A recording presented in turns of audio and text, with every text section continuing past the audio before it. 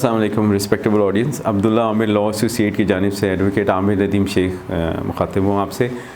हमने अपनी last video में ये डिस्कस किया था कि वो कौन से लोग हैं जिनको इनकम टैक्स रिटर्न फ़ाइल करना चाहिए और इस रिटर्न को फ़ाइल करने से उन्हें क्या फ़ायदा हासिल हो सकते हैं। इसी कॉन्सेप्ट को थोड़ा सा आगे लेके चलेंगे और आज हम डिस्कस करेंगे कि अगर आप इनकम टैक्स रिटर्न फ़ाइल नहीं करते हैं तो उस सिलसिले में आपको किन किन पेनल्टीज़ का सामना करना पड़ सकता है। उसके अलावा अगर आपने रिटर्न फ़ाइल की है और उसमें किसी किस्म की ओमिशन एरर या कोई रॉन्ग स्टेटमेंट आपने उसमें दे दी है तो उसको आप रिवाइज़ कैसे कर सकते हैं और उसको रिवाइज़ करने की क्या पेनल्टीज़ हो सकती हैं। इसके अलावा इसमें हम ये भी देखेंगे कि क्या कमिश्नर इनकम टैक्स के पास ये इख्तियारात हैं कि वो आपसे डिमांड कर सके कि आप अपनी इनकम टैक्स रिटर्न फ़ाइल करें।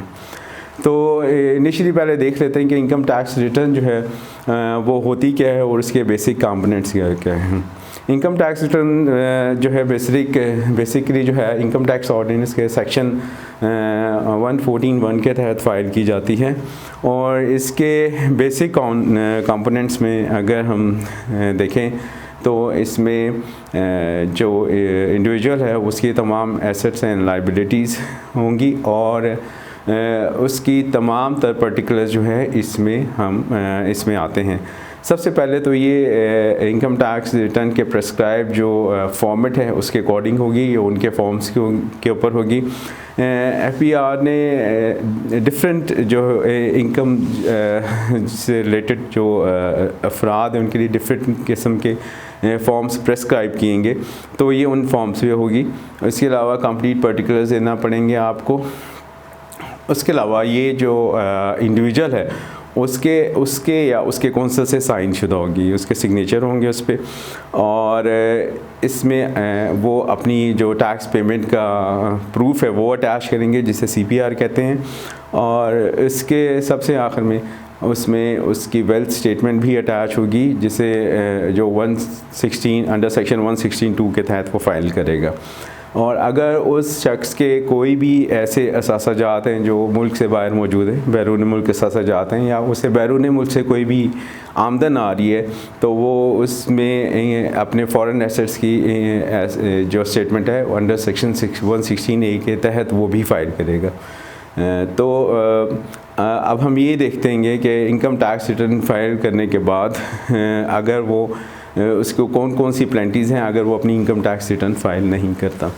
तो इनकम इंडिविजुअल्स की ज़रूरी है कि जो FPR ने जो प्रेस्क्राइब टाइम पीरियड दिया है वो या डेडलाइन दी है उस डेडलाइन के अंदर अपनी रिटर्न फाइल करे।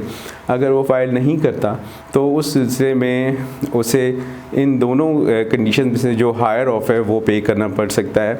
उसे डिफ़ॉल्ट के हर दिन में 0.1% जो उसकी टैक्सेबल इनकम है उसका 0.1% डिफ़ॉल्ट के हर दिन में पे करना पड़ सकता है या 1000 rupees per day of default, इसमें से जो भी हायर ऑफ होगा वो पे करेगा।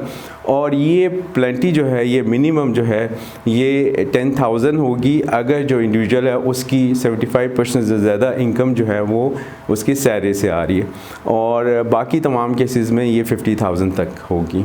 इसके अलावा जो पेनल्टी की अमाउंट है वो 200 टाइम से जो वो इंक्रीज़ नहीं की जा सकती, यानी कि इसका अपर कैप जो होगा वो 200% तक होगा उसकी टैक्सेबल इनकम के।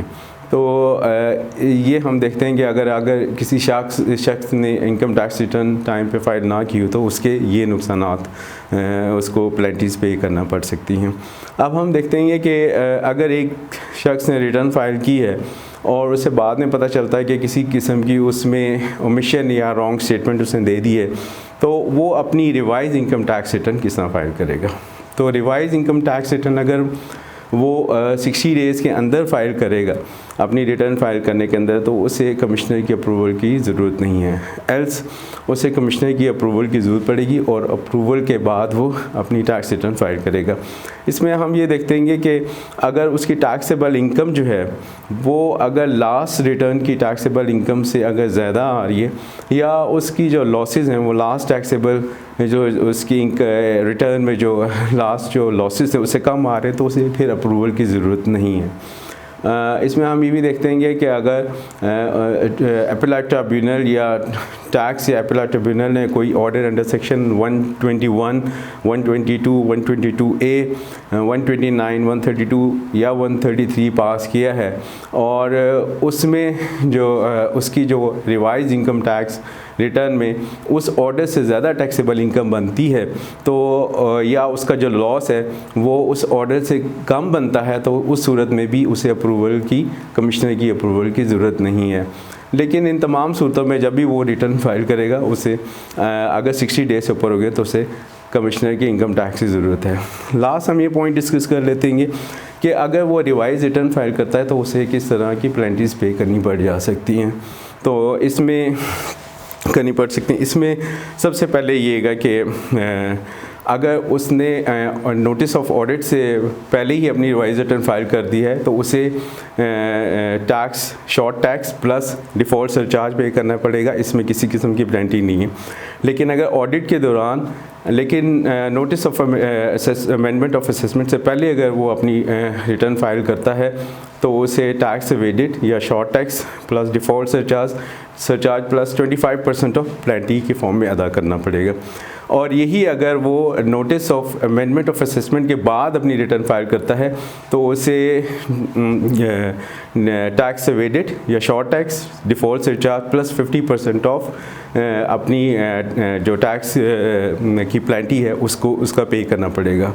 और कमिश्नर इनकम टैक्स के पास ये राइट है कि वो किसी भी ऐसे इंडिविजुअल से इनकम टैक्स रिटर्न डिमांड कर सके जिसने रिटर्न फाइल ना की जाए और उसको 30 डेज़ या इससे ज़्यादा या कम का टाइम भी प्रोवाइड कर सकता है। तो अभी आपको किसी भी सिलसिले में अगर हमारी सर्विसेज की ज़रूरत हो, हमारे व्हाट्सएप नंबर नीचे दिए गए उस पर डिस्प्ले हो रहे, आप हमें इस सिलसिले में कॉन्टैक्ट कर सकते हैं and we will be more than happy to help you. अपना बहुत ख्याल रखिएगा। Thank you. अल्लाह हाफिज़।